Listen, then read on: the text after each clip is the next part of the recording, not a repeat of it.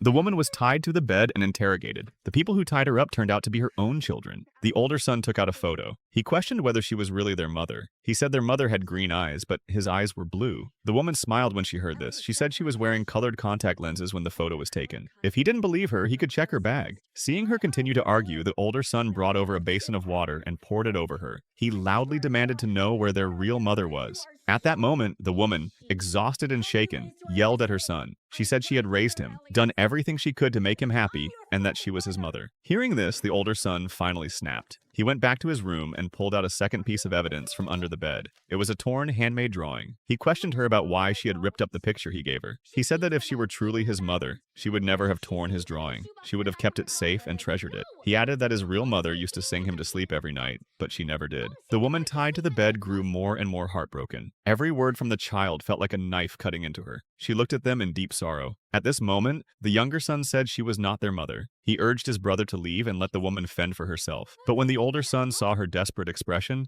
it didn't seem like she was lying. In the end, he couldn't bear to hear her cry in despair. He stuffed a sock into her mouth. Looking at the sincerity in her eyes, he finally began to waver. He frantically searched the house trying to find her bag to prove whether what she said was true. Just then, the younger brother walked over. He immediately spotted the bag. He loudly called his brother over and insisted that the woman was lying, saying there were no colored lenses inside. A giant robot suddenly picked up a Ferrari, then wound up with all its strength and hurled the car straight at human headquarters.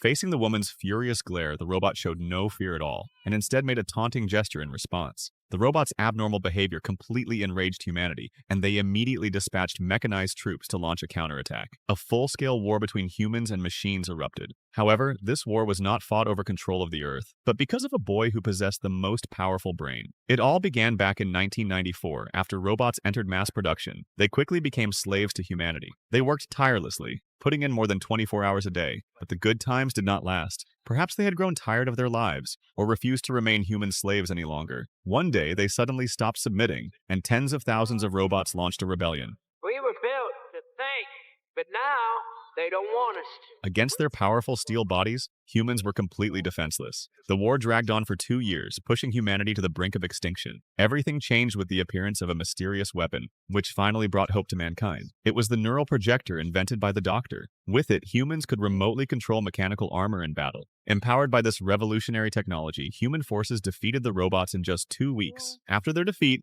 the remaining robots were driven into prisons outside the city, and their leader was forced to sign a treaty with the French president, forbidding robots from ever setting foot in the city again. Although humanity won the war, the neural projector gradually transformed the human way of life because it allowed the brain to split in two, letting people work and earn money while indulging in pleasure at the same time. She suddenly heard a strange noise coming from outside the house. She was about to wake her adoptive father, but a terrifying figure had already broken in. Terrified, Lisa had no choice but to hide in the bedroom. As the door slowly opened, a pair of huge feet stepped inside. Lisa never imagined it would be a robot. Just as she was wondering how a robot could have entered the city, a cartoon-like face suddenly appeared in front of her. Stay back! Freeze! Facing Lisa's questioning, the robot pointed at a photo of her younger brother. It kept repeating lines from her brother's favorite cartoon. It seemed to be hinting that it was her deceased brother. The sudden revelation was too much for Lisa to believe. She desperately tried to grab the photo back. Using too much force, she knocked the robot to the ground. As Lisa tried to help it up, her adoptive father suddenly rushed in. Seeing the robot, he assumed Lisa had secretly taken it in. That was illegal in the city. Lisa tried to explain, but she was shoved aside. At that moment, the robot made a special hand gesture only her brother knew. It then stepped in front of Lisa to protect her. In anger, it shoved the adoptive father out of the house. Realizing he was no match for the robot, the adoptive father hurriedly called 911. Before he could even give the address, Lisa knocked him unconscious. To uncover the truth, Lisa had no choice but to flee the city with it. The next day, the car got a flat tire in the suburbs. Lisa opened the trunk and found the spare tire was also damaged. With no other option, she asked the robot about her brother's whereabouts. You died, and now you're here. How did this happen?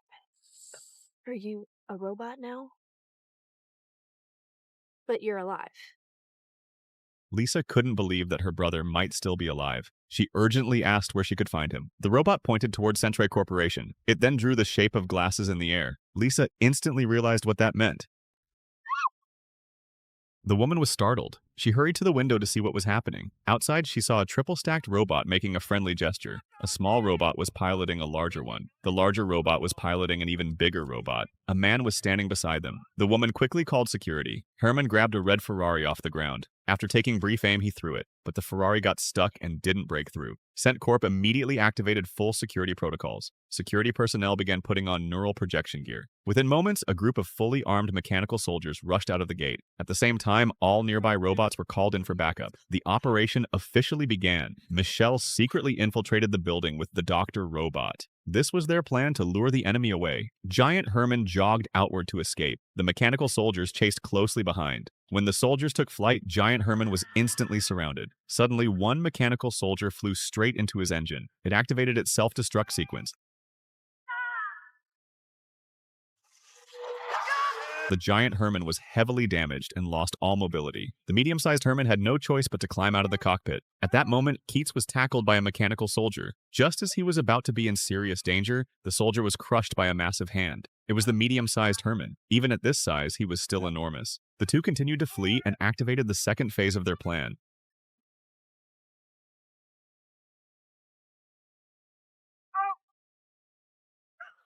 The Rice robot's fridge launching skills were unmatched. Many mechanical soldiers were knocked down. Herman seized the chance to gather his components in his palm for combined combat. Meanwhile, a robot army charged out of the forest and the battle between robots officially began.